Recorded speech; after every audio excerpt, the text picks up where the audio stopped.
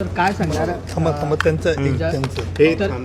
मराठवाड्याप्रमाणे जळगाव जिल्ह्यात सुद्धा मोठ्या प्रमाणावर अतिवृष्टीमुळे नुकसान झालेलं आहे आणि कुठेतरी शेतकऱ्यांचे डोळे आता मदतीकडे लागलेले आहेत. आपल्या माध्यमातून केंद्र सरकारकडे काय नेमकी मागणी राहणार आहे जळगाव जिल्ह्यासाठी? आज माननीय मुख्यमंत्री अत्यंत थोड्या वेळाकरता जरी जळगाव विमानतळावरती आले होते, त्यावेळेला मी खासदार म्हणून त्यांच्याशी प्रत्यक्ष बोललो.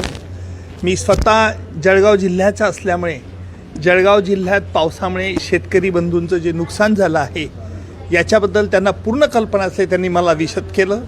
इतकंच नाही तर माननीय मुख्यमंत्र्यांनी आश्वासित केलं की आपले पंतप्रधान मोदीजी यांनी या बाबतीत गांभीर्यापूर्वक लक्ष घातलेलं असून महाराष्ट्र सरकार याबाबतचा सर्व सविस्तर रिपोर्ट केंद्रात दाखल करणार आहे.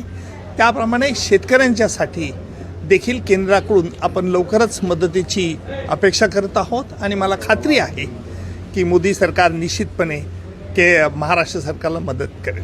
काही विशेष प्रयत्न करणार यासाठी?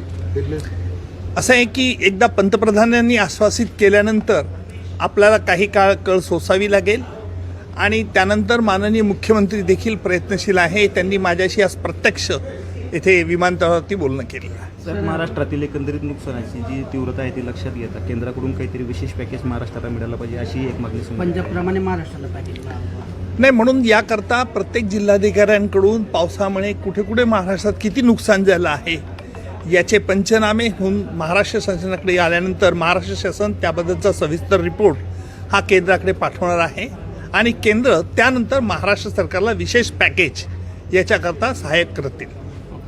धन्यवाद.